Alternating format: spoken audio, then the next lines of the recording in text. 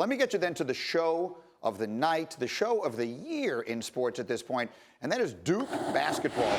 You're watching Duke last night against Eastern Michigan, but these guys have become must-see TV, and that guy is the center of it. Zion Williamson. And some of this just sort of defies description. Oh, Lord. There's Williamson going up and throwing down the left-handed slam. This has become the best show in sports. We're going to go in the other direction this time. It's going to be Zion passing one up for R.J. Barrett. Look at Barrett going up and throwing one down, 20 points and 6 assists.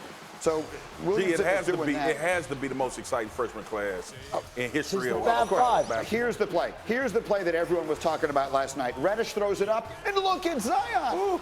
Look where he is. Climb the ladder, big fella. This is insane. Look where he is. Look where the rim is. It's almost, I don't even know what to say. It looked like the half. You got up that high. Richard Jefferson got up that high. Not that high. Eastern Michigan's Ellison can't believe it. We go on. Watch this play. Watch this. I mean, this is up. I got up high. It's ridiculous. Throw it to the rim and let him go get it. Oh, by the way, it was 51-15 when that happened. And I'm not even going to give you statistics on this because they don't matter. All right, Duke is ridiculously good, and that kid is incredible to watch. Look at him slam that thing. He scored 21 points. Duke wins easily. But as I can put sort of our whole table together here, I'll just throw this out. Am I being on a night where LeBron James passed Wilt Chamberlain on the all-time scoring list?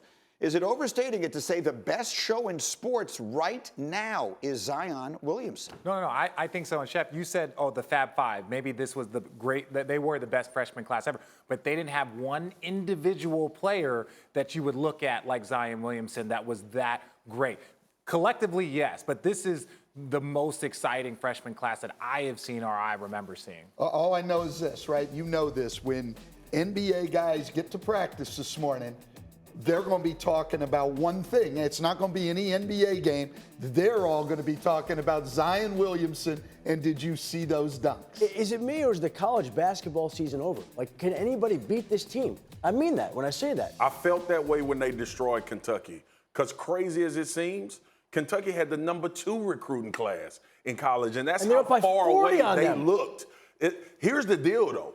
Moving the needle. This is what LeBron did out of high school. Move the needle. Everybody talking about this. This is the next face of the league. I agree with you. I think R.J. Barrett is the better player on that team. Nobody's going to move the needle, though, like Zion Williamson. Which does bring up an interesting question, Stan. You've been in the process of making these decisions. That's R.J. Barrett. R.J. Barrett, you saw him with a slam dunk in that highlight.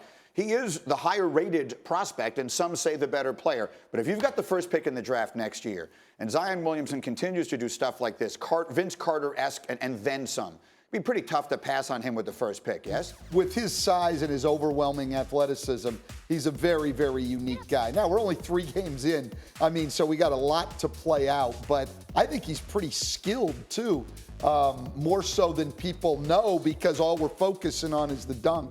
I would say right now he's the early favorite, at least, to be the #1 pick. And you know, there's this sort of, to me, a similarity between what we're seeing in Duke right now and that kid, and on the college football level, Alabama and Tua Tagovailoa, right? They have both become sort of these spectacular standout stars, and they look like they're ridiculously dominant teams, but that feels okay because I'll watch this team play every single night, Richard. I don't care if they're winning 51-15. Well, no, and that's the thing about the NCAA tournament and in football, any given Sunday. So is the season over?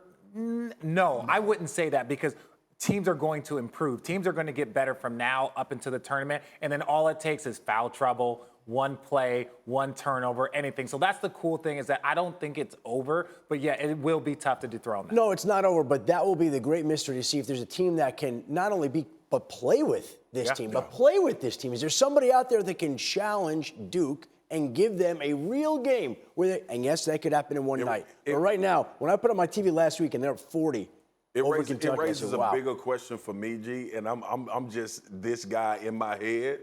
Like, they shouldn't be in college.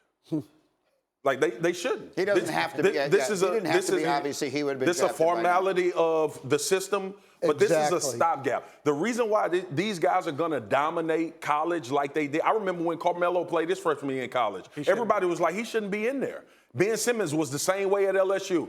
Ben got bored, right? The great thing about this Duke team is that the 3 of them have each other like they're competing against each other. Cam Reddish is competing against R.J. Barrett. R.J. Barrett is competing against Zion Williamson, and in turn is going to make Duke better.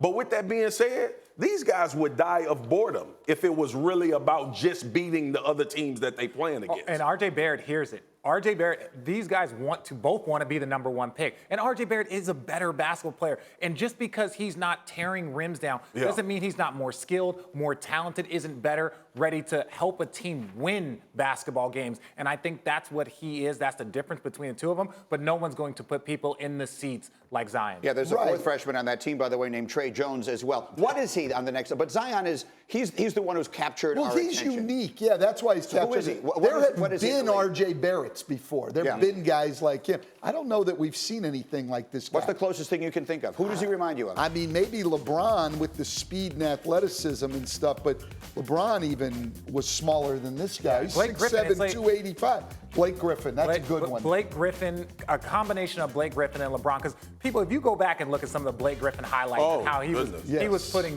catching bodies on a day. He was catching bodies on a day. And then when he showed up in the league, he kept catching bodies. So that's probably the closest comparison. He has become the best in the way that Mark McGuire and Sammy Sosa at one time were. However we may feel about that now. Going there. I think that when that kid is playing, you stop and you watch. I don't care what else is going on, right? You're going to stop and you're going to watch. Yeah, Alabama, the Warriors. Right now, the best There's show. There's a lot of. And let's go back to Stuart Scott. It's not a Sports Center unless you have a Zion Williamson highlight. No doubt. Everyone knows every single game, like, you're going to get a highlight, and so fans are going to go there just waiting for that moment to say what they saw. They should show his Sports Center or some highlight, even on highlights on Sports Center, even nights they don't play.